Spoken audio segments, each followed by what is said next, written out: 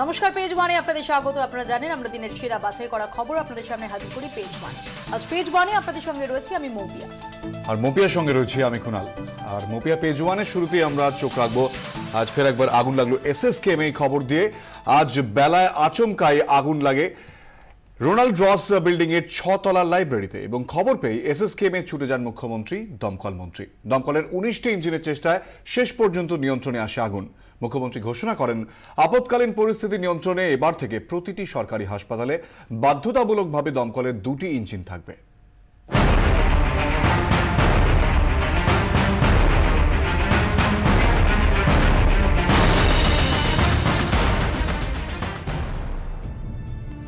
ঘড়িতে তখন 11:30। রোগীর ভিড়ে তিল ধারণের জায়গা নিয়ে এসএসকেএম এ আচমকাই রোনাল্ড রস বিল্ডিং এর 6 তলায় আগুন। নিচে উঠিতে সে সময় চলছিল অপারেশন। মুহূর্তের মধ্যে ধোঁয়ায় ঢেকে যায় গোটা বিল্ডিং। ছড়িয়ে পড়ে আতঙ্ক। চিকিৎসক ও রোগীদের মধ্যে শুরু হয়ে যায় হুড়োহুড়ি। প্রথমে আমরা যখন দেখি যে আগুন উপরে লেগেছে এবং আমরা আশঙ্কিত হই যে নিচে এমপিএস ওটি ছিল, সেখানে অপারেশন চলছিল, সেখানে যদি আগুন ছড়িয়ে পড়তো তো আমরা তখন ভয় পাই। দেখতে যে বাইরে থেকে আগুন জ্বলছিল, কিন্তু আমরা ছুটে গেলাম, সবাই ছুটে যাচ্ছিল। আমরা ছুটে গেলে পেশেন্টগুলোর উপরে বার্ন পেশেন্টদেরকে আমরা নিজেরা মানে কভার করে নিচে নামালাম। রোনাল্ড রস বিল্ডিং এর বিভিন্ন ওয়ার্ডে 70 জন রোগী ভর্তি ছিলেন। তড়িঘড়ি নামিয়ে আনা হয় সকলকে। সন্তান কোলে নেমে আসেন মা। প্রাথমিকভাবে একাডেমিক বিল্ডিং এর একতলায় অস্থায়ী ওয়ার্ড তৈরি করে শুরু হয় চিকিৎসা। বিভিন্ন ওয়ার্ডে যে সমস্ত রোগী চিকিৎসাধীন ছিলেন, যারা এই অগ্নিকাণ্ডের ঘটনার পর দিশেহারা হয়ে পড়েন, তাদের প্রত্যেককে এই মুহূর্তে নিয়ে আসা হয়েছে একাডেমিক বিল্ডিংয়ে। এবং দেখতে পাচ্ছেন যে একাডেমিক বিল্ডিংয়ের মধ্যে তারা এই মুহূর্তে রয়েছেন। পাকাটা দেখুন। আচ্ছা, তো আপনার কখন বের করে আনলো কখন? ওই তো আগুন লাগলো, সবাইকে বললো বেরিয়ে যাও, সব নিয়ে বেরিয়ে এলো। উনি আইসিইউতে ছিলেন, হার্ট অপারেশন হয়েছে। হ্যাঁ, শুক্রবারে হয়েছে। যখন ধোঁয়াটা তাতে উঠতে লেগেছে তখন তাড়াতাড়ি করে গিয়ে ওপর থেকে গিয়ে তখন নামিয়েছি। কিছুক্ষণের মধ্যেই হাসপাতালে পৌঁছে যায় দমকলের 2টি ইঞ্জিন। মিনিট কয়েকের মধ্যেই পৌঁছয় আরো বেশ কয়েকটি ইঞ্জিন।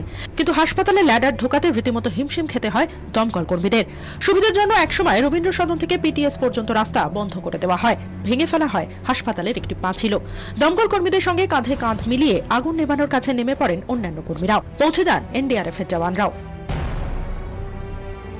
আগুনের খবর পেয়ে এসএসকেএম এর ছুটে আসেন মুখ্যমন্ত্রী। আগাগোড়া দমকলের কাজে তদারকি করেন মমতা বন্দ্যোপাধ্যায়। কথা বলেন হাসপাতাল কর্তৃপক্ষের সঙ্গে। তার আগেই অবশ্য হাসপাতালে পৌঁছেছিলেন শোভন চট্টোপাধ্যায়, ফেরহাদ হাকিম। এসএসকেএম চত্বরে দাঁড়িয়েই আগুন নেভানোর তদারকি করেন 2 মন্ত্রী। হাসপাতালে পৌঁছে যান শিক্ষা স্বাস্থ্য অধিকর্তা বিশ্বরঞ্জন শতপথী, ইন্ডিয়ান মেডিকেল অ্যাসোসিয়েশনের রাজ্য সভাপতি নির্মল মাঝি। দমকলের ঘণ্টাখানেকের চেষ্টায় শেষ পর্যন্ত নিয়ন্ত্রণে আসে আগুন। প্রায় গোটা সময়টাই হাসপাতালে ছিলেন মুখ্যমন্ত্রী মমতা বন্দ্যোপাধ্যায়। আগুন নিয়ন্ত্রণে, আগুন নিভে গেছে। আগুন মোকাবিলায় এসএসকেএম চত্বরে দাঁড়িয়েই গুরুত্বপূর্ণ প্রশাসনিক সিদ্ধান্ত ঘোষণা করেন মুখ্যমন্ত্রী। নির্দেশ দেন এরপর থেকে প্রতিটি সরকারি হাসপাতালে বাধ্যতামূলকভাবে থাকবে দমকলের 2টি ইঞ্জিন।